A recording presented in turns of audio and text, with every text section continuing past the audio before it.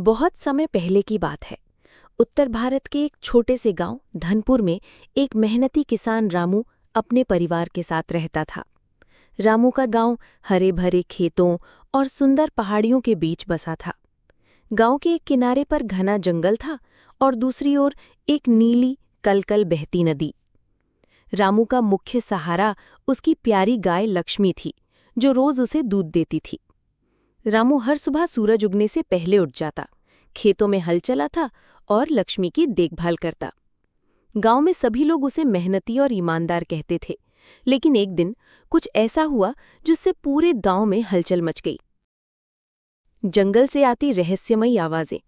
पिछले कुछ दिनों से गांव वालों को रात के समय जंगल की ओर से अजीब-अजीब आवाजें सुनाई दे रही थी। कभी किसी बड़े जानवर की चिंगाड़, कभी झाड़ियों में भारी हलचल। सबको डर लगने लगा कि कहीं कोई जंगली जानवर गांव की ओर तो नहीं आ रहा।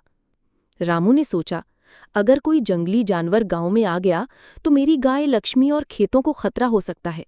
मुझे कुछ करना होगा।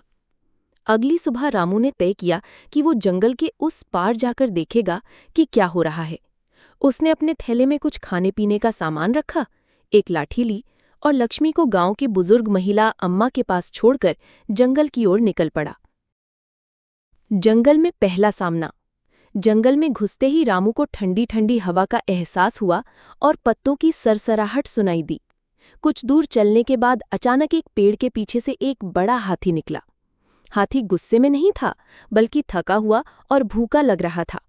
रामू ने डर के बावजूद धीरे से अपना थैला खोला और उसमें से कुछ केले और रोटियां निकालकर हाथी के सामने रख दी। हाथी ने उसे सूंड से उठाया और खा लिया। फिर उसने रामू के सिर पर अपनी सूंड से हल्की थपकी दी, जैसे धन्यवाद कह रहा हो। रामू मुस्कुराया और आगे बढ़ गया। रहस्य का खुलासा। जंगल में कुछ और अंदर जाकर रामू को टूटे हुए पेड़, जगह जगह पगचिन्ह और कई जानवरों के निशान दिखे। तभी अचानक झाड़ियों में हलचल हुई और एक जंगली तेंदुआ सामने आ गया। रामू का दिल तेजी से धड़कने लगा। पर तभी एक चमत्कार हुआ। वही हाथी जोर से चिंघाड़ा और दौड़ता हुआ वहां आ गया। तेंदुआ डरकर भाग गया। रामू समझ गया कि जंगल के जानवर भूख और पानी की तलाश में गांव के पास आ रहे हैं, क्योंकि जंगल के बीच की झील सूख चुकी थी।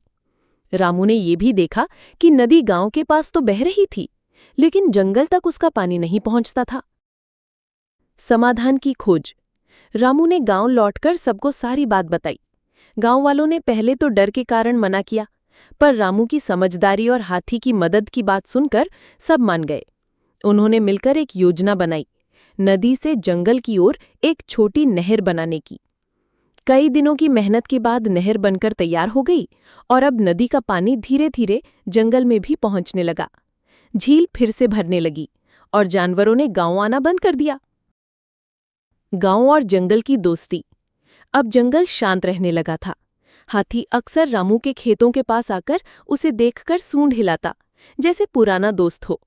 गांव वाले अब जंगल से डरते नहीं थे, बल्कि उसकी रक्षा करने लगे। रामू की गाय लक्ष्मी भी अब पहले से ज्यादा दूध देने लगी, शायद इसलिए कि उसका मालिक अब पूरे जंगल और गांव का हीरो बन गया था।